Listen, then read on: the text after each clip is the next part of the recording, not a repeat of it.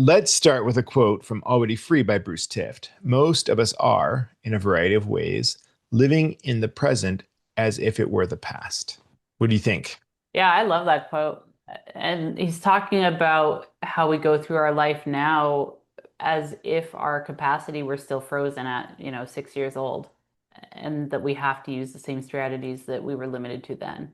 What strategies, what strategies are you talking about? Like, what did I do when I was six that I still do as an adult, even though it doesn't make sense?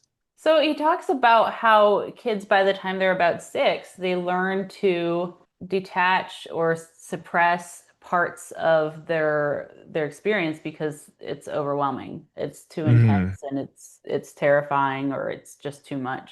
And so you might do that in response to pressure from your family or even at school, like you're trying to fit in with the expectations in public or something like that, and you end up just pushing down maybe how frightened you feel or how angry you are or that you're very dependent. And if you feel a lot of pressure to instead be like capable and independent and self-sufficient, then even at 5, 6 years old, you might suppress the reality of how dependent you really are. And so you end up kind of cutting yourself off from parts of your own experience and then going through life with this set of coping mechanisms Hmm. that was very intelligent and necessary when you were a young child with a young brain and really limited options for handling your life.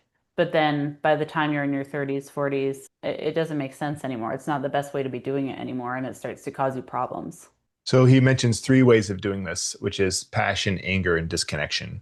So it's the three ways that I divide myself against myself. So when I'm young, I basically have to, like, the best way for me to handle myself when I'm young is to turn off or repress parts of myself that get me in trouble in my family or in the broader world, usually, especially in the family. So there's certain parts of Yeah. me that are annoying to my parents, or my parents discourage or don't like. And so I learned to suppress those parts. And that's me turning against myself, dividing against myself in some way. Right. So, which of those three do you think you practiced the most when you were young? I could see all three of them coming up at times, but for me, there is definitely um, a trend toward what he calls positive aggression or the neurotic feminine, and that's the passion or attachment one. And it's where you try to relate positively to your parents, your family, the world around you, and so you end up internalizing all the problems in your life and thinking that you are the problem. And there's this fantasy of if I'm of the problem, that explains why things aren't going better for me, why people aren't taking better care of me. It's because I'm the problem. All I have to do is fix that, and then I'll get the love that I really need. And so it kind of the fantasy is that this is in your control, that you could do something about it. And so for me, I really internalized a lot, and I had a very aggressive position toward myself, and all of my anger was pointed inward as depression, and it was not directed very much outside of me at other people. Hmm. But that was pretty destructive to my relationship with myself. Yeah. So you can direct your anger inward, you can direct your anger outward towards others, or you can just disconnect from everything. And most of us use some combination of those three tools. What you were talking about reminded me of a pattern I often see in parenting where parents pretend that they're more innocent than their children. So if my child is misbehaving in some way and I'm also misbehaving as a parent, I will often pretend that I'm quite innocent. I'm just trying to help you. I'm just trying to be a good parent here. And look at you, you're being such a bad kid. And so the child in that instance is going to usually internalize this idea that I'm a bad kid, I'm a bad person, this is my fault, because it's pretty hard for them to see through to the actual reality, which is, children are by nature innocent and parents by nature are not innocent. Just we have so much Hmm. responsibility as parents and so much more capacity to do things Yeah. better than what a child has. Yeah. I mean, one way I see that happen a lot is parents who will demand that their children apologize to them, but they won't apologize to their children. And so they're setting it up as like, you can do bad things and you have to make repair for that, but everything I do is right and justified. Yeah, so only children make mistakes, parents don't make mistakes. And Mm-hmm. only children need to be responsible, parents don't need to be responsible. Mm-hmm. Yeah. Yeah. And I mean, the irony is that the reason you'd be doing that as a parent is that you're not very mature yourself and you're not handling yourself well. Like Mhm. a mature parent that's functioning well wouldn't reach for those strategies. Yeah, of course not. So what do I do as an adult if I've adopted this kind of self-aggression as a child? And one of the things that Tiff talks about is just committing to the truth of your experience. And so he calls these three styles we were talking about like fundamental aggression. I Hmm. think of them as ways that we argue with reality or fight with reality. And so he encourages people to basically tune back into their embodied sensory experience in real time and find out what's there. Like become curious about that and not buy in too much to your ideas about what's going on, but to track it more closely. So one way that he addresses this is to say what he calls the worst fear technique. So what is the feeling I'm most worried about feeling? And the feeling or the thought that seems just absolutely undoable to me. And so for me, it might be like, I can't handle feeling abandoned. And so Bruce Mm-hmm. would say, uh, why don't you try saying to yourself, I give myself permission to feel abandoned from time to time or off and on for the rest of my life. And just saying that is something so powerful about saying that because I really don't want to say that. It does kind of make sense in the framework of like once upon a time when I was young, I felt abandoned and and I decided it wasn't okay for me. Like it wasn't okay for me to feel abandoned. That was not safe for me at that time. And so I learned to just push that away. And I learned that it was really important for me to push that away in some way. And now as an adult, feeling abandoned for me now is actually not harmful, but I need to kind of reverse that process and reintegrate with myself and saying, well, if I feel this way, then can it be okay for me to feel this way? And the way Bruce would say it is, can I investigate how harmful is it really for me to feel abandoned? How Mm-hmm. much harm is in this? And he takes this non-judgmental approach, which is every time it happens, I start an investigation and I say, I'm going to investigate how harmful this feeling is, and I'm just going to go into the feeling and see what happens. And it's kind of beautiful because instead of in childhood, I set up a rule that said this feeling is harmful, I can't feel it. And as Mm-hmm. in adulthood, he's like, you don't need a rule. You need to investigate. You need to see what happens. And it's a beautiful way of looking at it. Yeah. He also sometimes says, could you feel this way for 30 minutes? Because and I think that one's really powerful because there's stuff that it feels so terrible that you can be like, I can't handle ever feeling this way ever again. I couldn't handle one more minute of this. But then if you kind of look back, you can usually find, actually, I've felt this way on and off throughout my entire remembered life or all the way back Mm-hmm. to when I was 11 or whatever it may be. This has been going on a long time. I actually am able to tolerate it. I really don't like it, and I might never like it. That might never change. Mm, But you can drop the sort of desperation and that need to dodge it and just look at mm, actually like I have felt this way on and off throughout my life. If I continue to feel this way on and out throughout my life, all evidence points to I'll be able to continue living my life. That's what I've been doing mm. so far.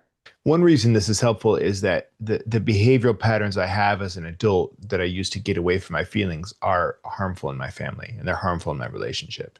And so, even though the feeling itself isn't really harmful, the behaviors I do to get away from the feeling are harmful. So, if my pattern is I get angry at someone else because to get away from this feeling, then that's harmful in my marriage. And if my pattern is I just retract from reality or I withdraw from reality to get away from this feeling, that's also harmful. And so Hmm. all three of these behavioral patterns we talked about are incompatible with having a happy relationship or being a good parent. And so even though the feelings themselves aren't harmful, the ways we get away from them are harmful if we want to have, good relationships. Hmm. There's two things here that are surprising to me. First, how difficult it is for me to say, I give myself permission to feel this feeling that I don't like off and on for the rest of my life. It sounds silly to say it, but it's actually quite difficult. And it really does have an impact. There's something about saying that out loud, about acknowledging the reality of this thing and and talking about it as this is just a feeling. And the idea that in general, as an adult, feelings are okay. I can handle feeling a lot of things that I couldn't really handle feeling when I was a kid.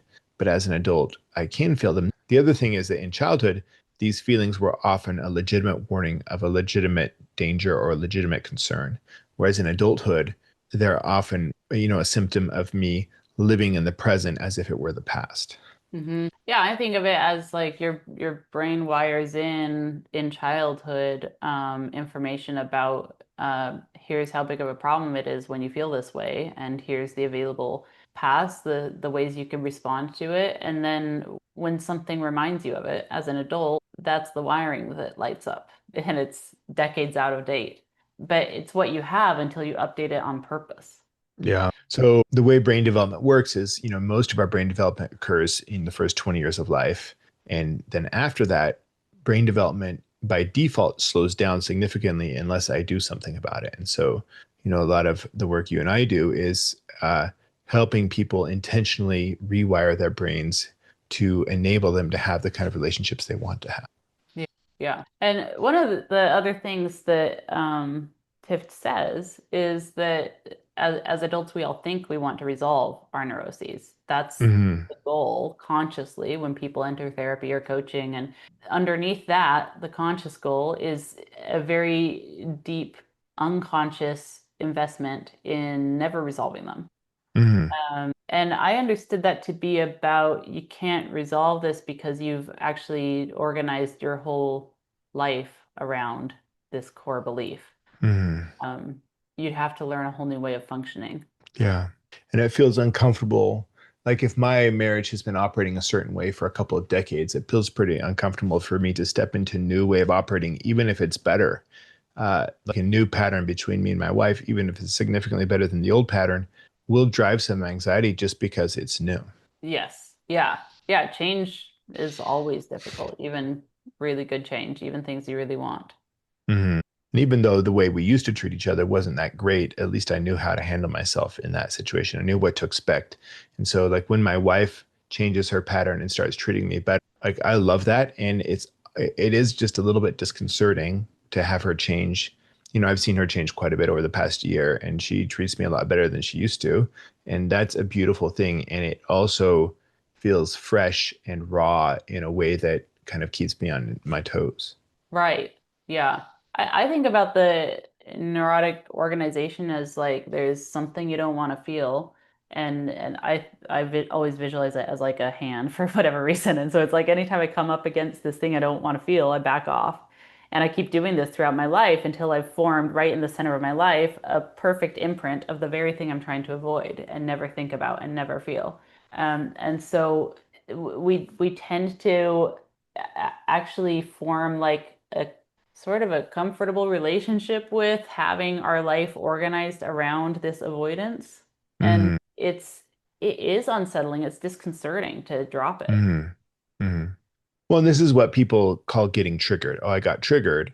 Uh, and and what Tift is saying is it's okay to feel the feelings associated with being triggered, and it's actually good to like lean into that and feel that completely. But if I let those feelings drive my behavior, then my behavior is going to cause problems in my relationships. Right. Yeah. Yeah. And then you'll blame those problems on your partner.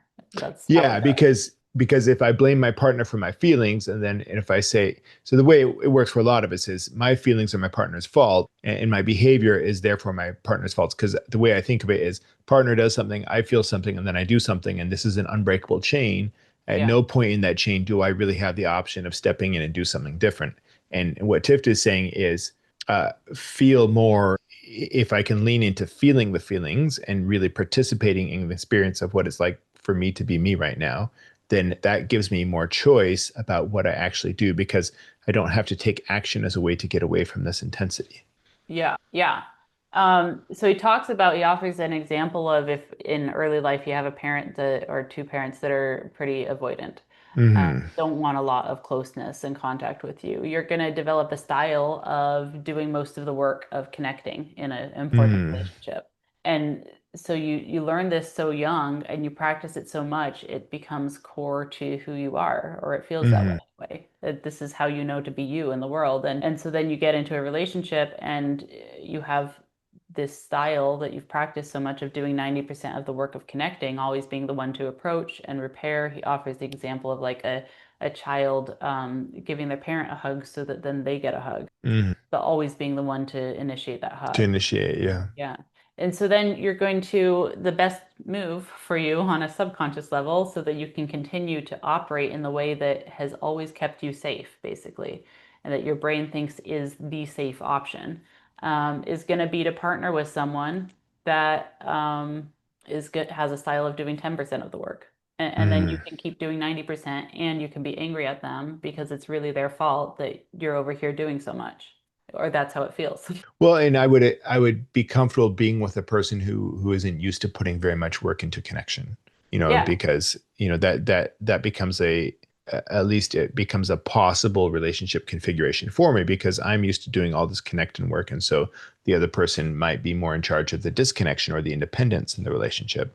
So they're the one who establishes the separateness by withdrawing or whatever it is they do. Yeah. And so then if you've got an avoidant partner like that and they start to face their avoidance and they start to lean in and do more work, sure, you might like it on some level, but it's inherently destabilizing to you It and is, yeah. relationship and how this all fits together. And so yeah, even good change is difficult to handle. Yeah, it is. And then you'd have to also investigate, like, well, what does this mean about reality? If I had assumed that the way relationships work is I have to work this hard, and then I learned that's not the truth, but I've been doing it for 20 years, or however many years, there's actually a lot of grief in that. And I'm realizing like I had to work this hard, not because that's just the reality of all relationships, but because that was the reality of my particular relationship when I was a child. Mhm. So there's a different way instead of feeling like, well, I have to behave the way I'm behaving in my relationship, which is more or less the case when we're children. We don't have a lot of agency or choice in how we show up in our families. We basically, I'm a child at very low power in the family system. And so my best choice is just to kind of comply with the rules of the family or fit myself into the family system in the best way I can. But that's more like by me adjusting myself as opposed to like as an adult, I can say, well, what kind of a person do I want to be? What kind of relationship do I want to have? And now I can take steps to behave myself in a way that is compatible with that kind of relationship. And so I start having influence on the relationship system, instead of just it being a one-way trip where the relationship system is having influence on me. Yes. Yeah. One of the things that is really, really fun for me to see when I work with couples that have children is that as they start to address these patterns between them and individually, just in how they show up, then their relationships with their children will shift. And, if you've got a style of doing 90% of the work, you're going to have not just an avoidant partner, but you're going to end up with a, a relationship with your children where they avoid you as well, a Yeah, lot of the absolutely. time, Hmm. because that's just how you achieve balance when there's someone who's doing 90% of the work as you do 10. And so, you shift if one person starts to really take this on and change, the whole system responds, which is amazing to see. I mean, you watch children like become less anxious and become more talkative and engage in family activities willingly, and it's because of work the parents are doing and the kids aren't even Hmm. having to consciously do it. And it also sets them up for something so much better down the line that they could maybe feel at home in a more balanced relationship.